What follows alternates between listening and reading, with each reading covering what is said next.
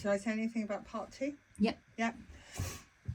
So, as I promised in part 1, I'm coming back and I'm going to explain about the more modern polyesters in the use. It's fine. Right. Prestigious. I feel like I'm doing a video just for prestigious, but they do have a good range that are good for explaining.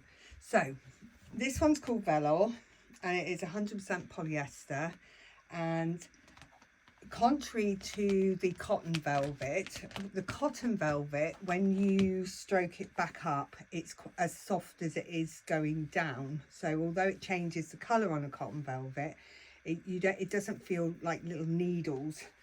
Whereas this one, I don't know if you can see this, if I pull it up, it's quite, you don't get a smooth pattern. Can you see that? So that is one of the first differences between the two velvets. If you draw in the cotton velvet, you'll get a nice smooth pattern. You can make it, whereas this is much more what I would call mottled. So that's the first thing. Second thing is, I wouldn't like to put an iron too close to this, front or back. So when we dress the curtains with this, we would only ever steam from the back.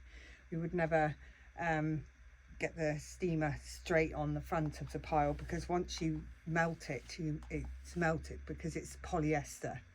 Whatever's polyester will melt under heat.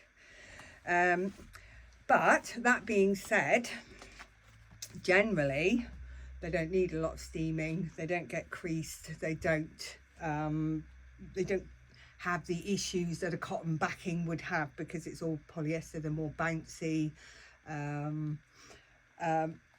But I don't know how well this will show, but I think the difference between up and down is a lot more dramatic than on the cotton one, because the cotton fibres relax and open out. These won't. They'll always be this different. So you know, it's just things to be aware of. And again, so if you wanted to do a bench seat running, you wouldn't be able to put that one that way and that one that way, because it just is a different colour. Doesn't even represent each other, and it doesn't matter which colour you use, it's the same. It's really dramatic, the difference. So again, you do need to be wary of those kind of things. However, some people don't like the feel of the cotton one, but this is like smoothing glass, really. It's just really again, it's ultra cuddleable if you've got it on your cushions. You can make marks in it, as you can see. So it's got all the fun, but it is, you can see, it doesn't matter how smoothly you try to do it, you get a different picture, which, well, it's not a bad thing. So but these velvets, they're on a backing that's like a mesh. Oh, I don't know how well you can see that, which is a completely different way of doing things. So it's just I don't know, from a making point of view, you have to make these things differently, and the finish that you get is different. And you can, I'm not going to go into the making. It's too much information. You don't need to know. You just need to know that we know. So, but this is also a good product for piping, but again, you have to be ultra careful with the direction, because it's much more pronounced on this, but would give a nice shiny finish. Whereas if you were piping with the cotton, it's a much duller finish. It's just a rich, deep, as you can tell, it's one of my favourite fabrics. Right, so that is a velour, which traditionalists wouldn't really call a velvet. However, you can use that velour confidently for anything you would use velvet for.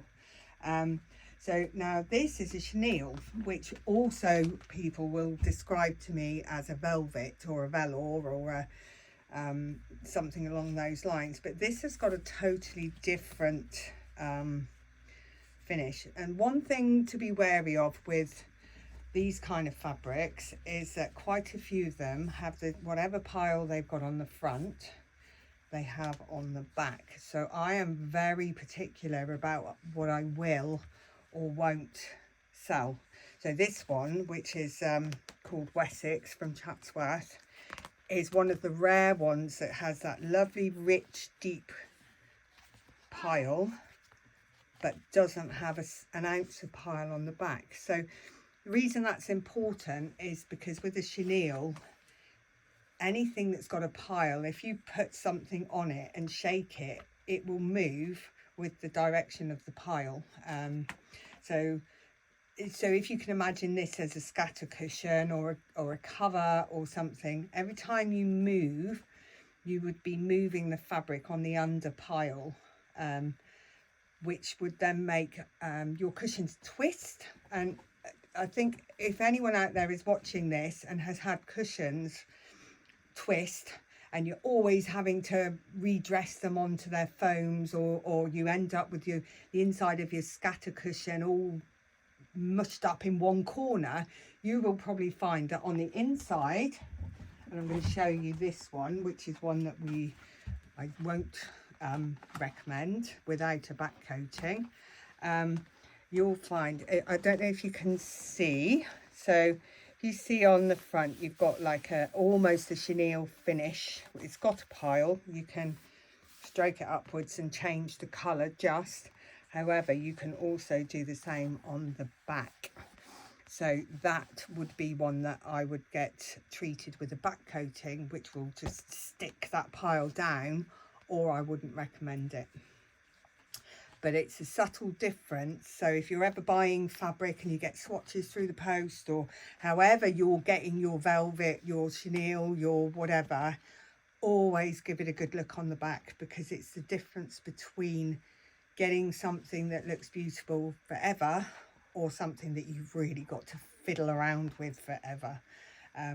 So it's a constant moan that I have with suppliers, because they show me it and I say, let me look at the back, and I go, that will creep, and they go, no it won't, and I go, well, send me a meter and I make a cushion and I use it at home, and within a week I'm having to take the insert out, straighten it all out and put it back on, and then I send them pictures and I say, this is what happens with your fabric. They don't like it much, but I think it's, apart from the fact that it's a waste on the environment, supplying a fabric that doesn't do what it promises to do, I just think, you know, it's not good for the client for us to supply something that is not fit for, and I know it's not fit, so I preempt by going, no, we're not having that one. And I send it away. But anyway, this one slipped through the net while I wasn't looking. Wasn't on my watch.